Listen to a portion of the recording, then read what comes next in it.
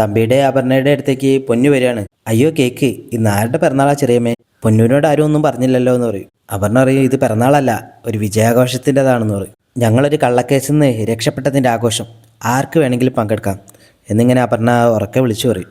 ഇതൊക്കെ കേൾക്കുമ്പോൾ മോളിന്ന് അമലിൻ്റെ ദേഷ്യം വരും. അഭി പറയും, അമലെ നീ എതിർക്കാനൊന്നും പോരുത്, ഈ വീട്ടിൽ എല്ലാവരെയും പോലെ അപർണയ്ക്ക് ഈ വീട്ടിൽ സ്വാതന്ത്ര്യമുണ്ട്. അമൽ പറയും, സ്വാതന്ത്ര്യം കാണിക്കേണ്ടത് മറ്റുള്ളവരെ അപമാനിച്ചുകൊണ്ടല്ല. അഭിയേട്ട എന്ത് പറഞ്ഞാലും എനിക്കിത് അംഗീകരിക്കാൻ പറ്റില്ല. അവളുടെ ഭർത്താവെന്ന നിലയ്ക്ക് അതിൻ്റെ ഉത്തരവാദിത്വം എനിക്കുണ്ട്. ഞാനത് ചെയ്യരുതെന്ന് പറഞ്ഞിട്ടും അവളതനുസരിച്ചില്ല. അതിനെ സപ്പോർട്ട് ചെയ്ത് നിരഞ്ജനെ സംസാരിക്കുമ്പോൾ അഭി പറയും, നീ വെറുതെ എരുതിയിലെ എണ്ണ വയ്ക്കല്ലേ, ഞാനിത് എങ്ങനെ സോൾവ് ചെയ്യാമെന്ന് വിചാരിച്ചുകൊണ്ട് നിൽക്കുക. അമലിന് ദേഷ്യം തീരുന്നില്ല. അമല് പിന്നെ ഇത് തന്നെ പറഞ്ഞുകൊണ്ടിരിക്കുക. അഭി പറയും, നമ്മളെന്തിനാ മാറി നിൽക്കുന്നത്? നമ്മളുടെ വീട്ടിലെ ആഘോഷം നടക്കുമ്പോൾ അതിൽ നമ്മളും പങ്കാളികളാവണമെന്ന് പറയും. മറ്റുള്ളവരൊക്കെ അഭി എന്താ പറയുന്നത് ഇങ്ങനെ ആലോചിച്ച് നിൽക്കുകയാണ്. അഭി പറയും, ഈ ആഘോഷത്തിൽ പങ്കെടുക്കാൻ ഏറ്റവും കൂടുതൽ അർഹതയുള്ളത് ആർക്കാ? ജാനകിയുടെ അമ്മയ്ക്ക്. തമ്പി ജയിക്കാൻ കാരണം അമ്മയാണല്ലോ. പാർട്ടി നടത്തുമ്പോൾ തമ്പി എങ്ങനെ രക്ഷപ്പെട്ടു എന്ന് അമ്മ ഉറക്കെ പറയണം. നിരഞ്ജന പറയും, അത് കൊള്ളാം അഭിയേട്ടാ, ഉഗ്രൻ ഐഡിയ. ജാനകി പറയും, അമ്മ പുറത്ത് വരുമോയെന്ന് എനിക്കറിയില്ല. അമല് പറയും, ഇവിടെയെങ്കിലും ഏട്ടത്തി ഒന്ന് ജയിക്കട്ടെ എന്ന് അമ്മയോടൊന്ന് പറഞ്ഞാൽ മതി. അഭി പറയും, അമലെ നീ അവിടെ നിന്ന് വാ തുറക്കരുത് പറയും. അമല് പറയും, അഭിയേട്ടനെ ഏട്ടത്തിമാരെ പറ്റി എന്തെങ്കിലും പറഞ്ഞാൽ ഞാൻ പ്രതികരിച്ചിരിക്കും. അഭി പറയും, മൗനത്തേക്കാൾ പ്രഹരശേഷിയുള്ള ആയുധം വേറെയില്ല. അജയ് അങ്ങോട്ട് കയറി വന്നിട്ട് ചോദിക്കും, ഇന്നെന്താ അപർണയുടെ പിറന്നാളാണോ? അപർണ പറയും, എൻ്റെ അല്ല, അച്ഛൻ്റെ 2ാം ജന്മത്തിൻ്റെ സെലിബ്രേഷനാണെന്ന് പറയും. ആ സമയത്ത് എല്ലാവരും താഴോട്ട് ഇറങ്ങി വരികയാണ്. തമ്പി പറയും, എന്നാൽ നമുക്ക് തുടങ്ങാലേ മോളെ എന്ന് പറയും. അങ്ങോട്ട് നടന്നു വരുന്ന രാധാമണിയെ കണ്ട് തമ്പി ഒന്ന് ഞെട്ടും. എന്ത് സെലിബ്രേഷനാണെന്ന് അജയ് പിന്നെയും ചോദിക്കുമ്പോൾ അപർണ പറയും, എൻ്റെ അച്ഛൻ ഈ വീട്ടിലൊരാളെ അനാഥ എന്ന് വിളിച്ചു പോയി. അനാഥയെ അനാഥ എന്നല്ലാതെ പിന്നെന്ത് വിളിക്കാനാ? അച്ഛൻ ഇനിയും ഇവളെ അനാഥ എന്ന് തന്നെ വിളിക്കും.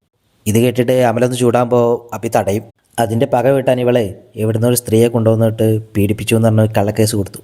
അച്ഛൻ ആ സ്ത്രീയെ കണ്ടിട്ട് പോലുമില്ല. എന്നിട്ടെന്താ, കള്ളക്കേസ് 8 നിലയിൽ പൊട്ടി. അതിൻ്റെ വിജയാഘോഷമാണ് ഈ നടക്കുന്നത്. ഇന്നത്തെ മിന്നും താരം രാധാമണി വരച്ചേരാ, ഒന്ന് മുന്നോട്ട് വാന്ന് പറയും. രാധാമണി അങ്ങോട്ട് വന്നിട്ട് പറയും, ആ പൊന്നാട ഇങ്ങെടുക്ക്, എന്നിട്ട് നിൻ്റെ അച്ഛൻ്റെ കൈ കൊടുക്ക്. തമ്പിയെ രക്ഷിച്ചത് ഞാനല്ലേ, അപ്പോൾ തമ്പി വേണം എന്നെ പൊന്നാട അണിയിക്കാൻ. അതല്ലേ ശരി തമ്പി? അഭി പറയും, കൊള്ളാം, തമ്പി അമ്മയെ പൊന്നാട അണിയിക്കുന്നത് ഞങ്ങൾക്കൊന്ന് കാണണം. രഞ്ജനെ പറയും, ഞാൻ എൻ്റെ കഴിവിൻ്റെ പരമാവധി ശ്രമിച്ചു. എതിർഭാഗം വക്കീലാണെങ്കിൽ ഒന്നും ചെയ്തില്ല. എന്നിട്ട് അകത്ത് പോകേണ്ട തമ്പിയെ രക്ഷിച്ചത് രാധാമണി വാരസ്യാർ തന്നെയാണ്. ജാനകി പറയും, നീ അമ്മയെ പറഞ്ഞ് മോഹിപ്പിച്ചതല്ലേ, ആദ്യം ആ ചടങ്ങ് നടക്കട്ടെ. മരിച്ചു കിടക്കുമ്പോൾ കിട്ടുന്ന കോടിമുണ്ടിനേക്കാൾ വിലയുണ്ട് പൊന്നാടയ്ക്ക്. അമല് പറയും, അമ്മ പൊന്നാട സ്വീകരിച്ചാൽ മാത്രം പോരാ, എന്തിനും തമ്പിയെ രക്ഷിച്ചെന്നു കൂടി പറയണം. അഭിയോയ്ക്കും, തമ്പി എന്താ കരുതിയത്, മോളുടെ വാക്ക് കേട്ട് ഞങ്ങളുടെ നെഞ്ചത്ത് ബോംബ് പൊട്ടിച്ച് പോകാമെന്നോ? താനെന്ത് മണ്ടനാടോ, ഇതേ അളകാപുരിയ, സൂര്യനാരായണൻ്റെ വീട്. ഇതൊക്കെ കേട്ടിട്ട് അപർണ രാധാമണിയോട് ചൂടാവുകയാണ്. നാണമുണ്ടോ നിങ്ങൾക്ക് ഇങ്ങനെയൊക്കെ സംസാരിക്കാമെന്നൊക്കെ ചോദിക്കും. ജാനകി ഇടപെടുമ്പോൾ അപർണ പറയും, നിനക്കൊരച്ഛനെ കൂടി വേണമെങ്കിൽ ഇവരെ കൊണ്ട് മറ്റാരെങ്കിലും പേര് പറയിക്ക്, എത്ര പേരുടെ കൈമറിഞ്ഞാൽ ഇവർ വന്നതും കൂടി ചോദിക്ക്. ഇത് കേട്ടിട്ട് അപർണയുടെ മുഖത്തടിക്കുകയാണ് ജാനകി.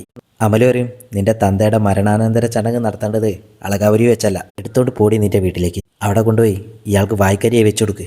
അതും പറഞ്ഞ് അമല ആ കേക്ക് എടുത്ത് എറിയാണ്. ജാനകി തമ്പിയോട് പറയും, ഇനി എന്ത് കാണാനാടോ ശവം പോലെ ഇവിടെ നിൽക്കുന്നത്, ഇറങ്ങി പോടാ എൻ്റെ വീട്ടിൽ നിന്ന്. അപർണ ജാനകിയോട് വയ്ക്കും, നീ എൻ്റെ അച്ഛനോട് വീട്ടിൽ നിന്ന് ഇറങ്ങിപ്പോകാൻ പറഞ്ഞല്ലേ. ജാനകി പറയും, മിണ്ടരുത്, മിണ്ടിയ അടുത്ത ചൈഡ് കൊണ്ട് ഞാൻ അടിച്ചു പൊളിക്കും. നീ പണ്ട് കണ്ട ജാനകിയൊന്നുമല്ല ഞാൻ, നിലയ്ക്ക് നിൽക്കാൻ പറ്റിയെങ്കിൽ മാത്രം നീ ഇവിടെ നിന്നാൽ മതി. അമല് പറയും, എന്തിന്? സഹിക്കുന്നതിനെയും ക്ഷമിക്കുന്നതിനും അപ്പുറം കഴിഞ്ഞു, നിന്നെ നീ വീട്ടിൽ വേണ്ട, ഇറങ്ങിക്കോണം ഇവിടുന്ന്. ഞാനിവിടേക്ക് തിരിച്ചു വരുമ്പോൾ നിന്നെ ഇവിടെ കണ്ടുപോരുത്. എല്ലാവരും അവിടുന്ന് പോയി കഴിയുമ്പോൾ അപർണ ഇങ്ങനെ മനസ്സ് പറയും, ഇവിടുന്ന് പോകണോ പോകേണ്ടതെന്ന് ഞാൻ തീരുമാനിക്കും. തമ്പി ഫ്രണ്ടിൻ്റെ അടുത്ത് പോകുമ്പോൾ അയാളൊരു പെഗ് കൊടുത്തിട്ട് പറയും, ഇത് പിടിക്കുമെന്ന് പറയും. എന്നിട്ട് പറയും, പുലിമടൽ തല കൊണ്ട് ചോലായി തൻ്റെ അവസ്ഥ. രാധാമണി അവിടെ ഉള്ളപ്പോൾ താൻ എന്ത് ധൈര്യത്തിൽ അങ്ങോട്ട് പോയത്? തൻ്റെ മകൾക്ക് കാര്യങ്ങളൊന്നും അറിയില്ല, അച്ഛൻ നിരപരാധിയാണെന്ന വിശ്വാസത്തിലാണ് അവൾ ഓരോന്ന് ചെയ്തു കൂട്ടുന്നത്. തമ്പി പറയും, രാധാമണിയെ ജാനകിയെയും പേടിക്കണമെന്ന് എനിക്കിന്ന് മനസ്സിലായി, കൊന്നുകളയാനൊന്നും പറ്റില്ലടോ. സത്യം അറിയുന്ന വേറെ ആൾക്കാരുണ്ട്. രാധാമണി എനിക്ക് തൊടാൻ പോലും പറ്റാത്ത രീതിയിൽ അവൾ എൻ്റെ തലയ്ക്ക് മീതെ വളർന്നു കഴിഞ്ഞു.